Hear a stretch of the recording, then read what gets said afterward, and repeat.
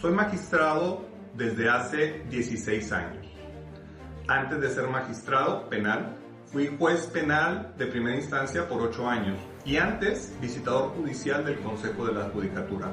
En total tengo 25 años trabajando en el Poder Judicial y con esta reforma que está proponiendo nuestro presidente Andrés Manuel López Obrador y que seguramente va a ser aprobada, es muy probable que yo pierda mi trabajo.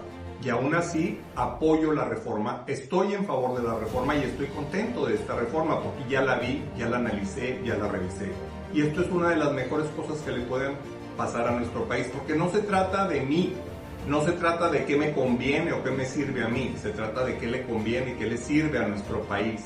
Un país que está ávido de justicia desde hace muchos años, justicia que no han tenido, sobre todo en materia penal, porque ese es el área de especialidad que yo tengo.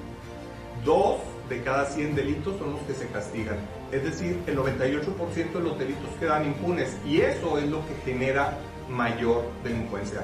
Recordemos que es un poder que jamás ha sido cuestionado, es un poder que durante años se manejó debajo de la mesa, en penumbras, a oscuras, sin publicidad, sin que nadie los cuestionara. Hoy en día estamos viviendo nuevos tiempos en este país, en todos los sentidos. ¿Por qué el Poder Judicial no? ¿Por qué el Poder Judicial quiere permanecer en el oscurantismo? ¿Por qué no nombrar a los jueces, magistrados, pero sobre todo a los ministros, que en mi opinión personal son los peores de todos? ¿Por qué no elegirlos con el voto de la gente? La Constitución es muy clara en el artículo 39, dice que el poder emana del pueblo. ¿Por qué no aplica ese artículo 39 para el Poder Judicial?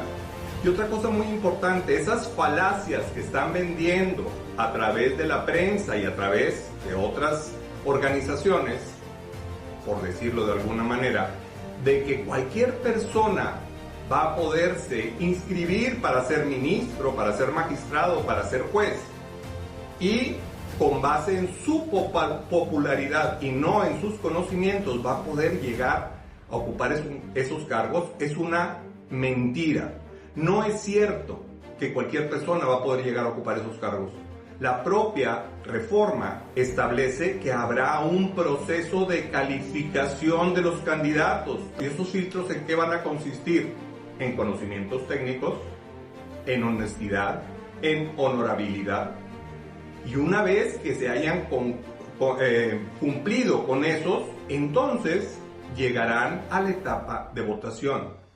Es falso que personas sin experiencia, personas sin conocimiento, lleguen a ocupar esos puestos. Pero sobre todo, no perdamos de vista algo que ha venido sucediendo por años en el Poder Judicial Federal y en los poderes judiciales de los estados.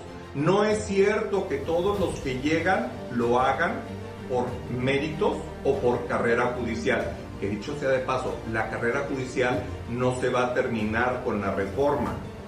Los empleados del Poder Judicial, secretarios, actuarios, oficiales judiciales y demás, se les van a respetar todos sus derechos, en ningún momento van a quedar desprotegidos.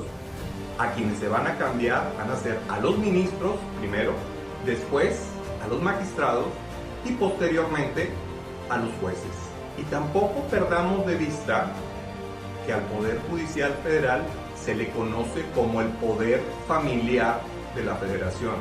El nepotismo y el tráfico de influencias, de amiguismos que hay en esa institución es por todos conocido, no es ninguna novedad. Y durante años se ha sabido que ocupan cargos personas que no tienen experiencia, que no tienen carrera judicial, pero sí tienen padrinos muy importantes.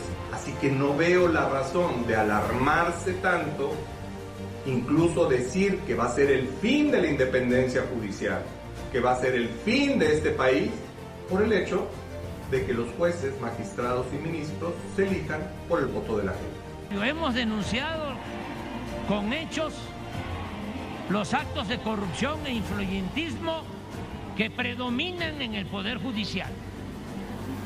Debido a ello, es que enviamos al Congreso una iniciativa para que el pueblo elija a jueces, magistrados y ministros, con el propósito de que impartan justicia en beneficio de todos y no estén al servicio exclusivo de la delincuencia organizada y de la delincuencia de cuello blanco, que estén al servicio del pueblo.